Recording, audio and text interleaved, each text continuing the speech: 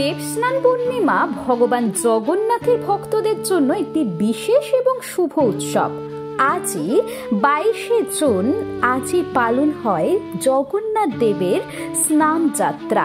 এই শুভ তিথিতে ভগবান জগন্নাথ, দেবী সুভদ্রা এবং ভগবান বলভদ্রের দিব্য মূর্তিগুলোকে বিশেষ স্নান করানো হয়। স্নানের আগে এই তিনজনের একটি জমকালো এবং আকর্ষণীয় শোভাযাত্রা বের করা হয়, তাই একে স্নান যাত্রাও বলা হয়ে থাকে। দেবস্নান পূর্ণিমা হলো ওড়িশার পুরীতে অবস্থিত জগন্নাথ মন্দিরের বিশ্ববিখ্যাত রথযাত্রার ঠিক আগে একটি গুরুত্বপূর্ণ অনুষ্ঠান। কিছু লোক এই উৎসবটিকে ভগবান জগন্নাথের জন্মদিন হিসেবেও উদযাপন করে। এই আচারে জগন্নাথ মন্দিরের দেবতা অর্থাৎ ভগবান জগন্নাথ, দেবী সুভদ্রা এবং ভগবান বলভদ্রকে পূর্ণ ভক্তি এবং নিষ্ঠার সঙ্গে পুজো করা হয়। দেশের বিভিন্ন প্রান্ত থেকে ভক্তরা এই অনন্য ঘটনার সাক্ষী হতে পুরীতে আসেন। চলুন জেনে নেওয়া যাক এই স্নান যাত্রায় কি কি অলৌকিক প্রথা পালন করা হয়। জ্যৈষ্ঠ পূর্ণিমার দিন ভোরে পুরীর জগন্নাথ মন্দিরের রত্ন সিংহাসন থেকে ভগবান জগন্নাথ, দেবী সুভদ্রা এবং ভগবান বলভদ্রের মূর্তিগুলি বের করা হয়। তিন দেবতার মূর্তিকে বিশেষ স্নান বেদিতে নিয়ে আসা হয় একটি শোভাযাত্রার মাধ্যমে। মন্ত্র উচ্চারণ এবং ঢোল, বগুড়া ও করতালের শব্দে। একে বলা হয় পাহান্দি মিছিল। প্রথমে জগন্নাথ, তারপরে বলভদ্র, শেষে সুভদ্রাকে পুষ্পাঞ্জলি দিয়ে পুজো করেন মন্দিরের সেবায়েতরা। তারপর তিন ভাই বোনকে নিয়ে যাওয়া হয় স্নান বেদিতে।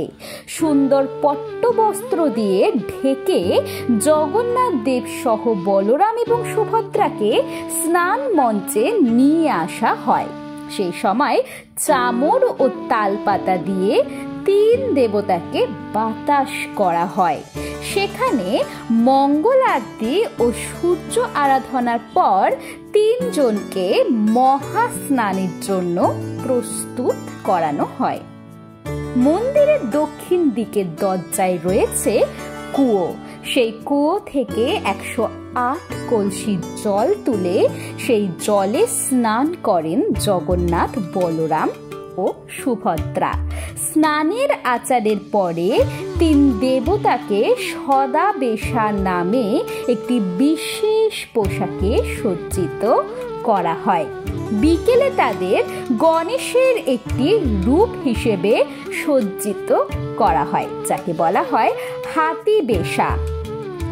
তারপর সন্ধেয় এই তিন দেবতা জনসাধারণকে দর্শন দিতে আবির্ভূত হন, যাকে বলা হয় সহুনা মেলা।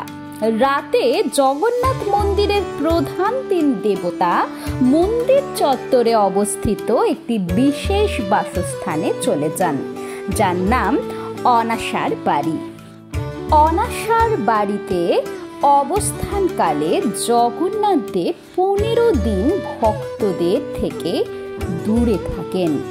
তারপরে ভগবান জগন্নাথ, দেবী সুভদ্রা এবং ভগবান বলভদ্রের মূর্তিগুলি 15 দিন পরে অর্থাৎ রথযাত্রার ঠিক একদিন আগে জনসাধারণের কাছে দর্শনের জন্য প্রকাশ করা হয়।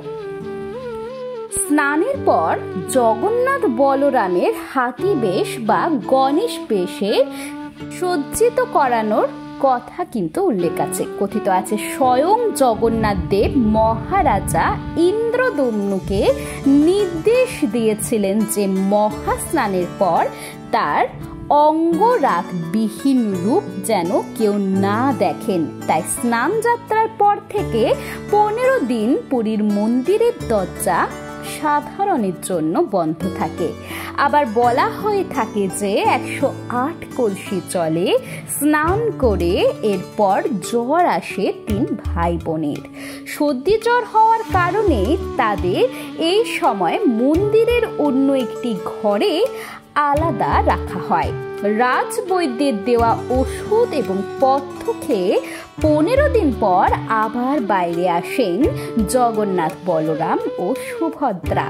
এরপর যখন নবমূর্তিতে জগন্নাথ দেব নানা বেশভূষায় সুসজ্জিত হয়ে দর্শন দেন, তখন সেই উৎসবকে বলা হয় নেত্র উৎসব বা নবযৌবন উৎসব। তাহলে কেমন লাগলো আজকের এই ভিডিওটি ভালো লেগে থাকলে লাইক, কমেন্ট, শেয়ার। আর আপনি যদি আমার চ্যানেলে নতুন হয়ে থাকেন তাহলে চ্যানেলটিকে সাবস্ক্রাইব করে পাশে থাকা বেল আইকনটি প্রেস করতে একদম ভুলবেন না, এমন সব ভিডিও সবার আগে দেখার জন্য। শোনা হচ্ছে পরের ভিডিওতে। জয় জগন্নাথ।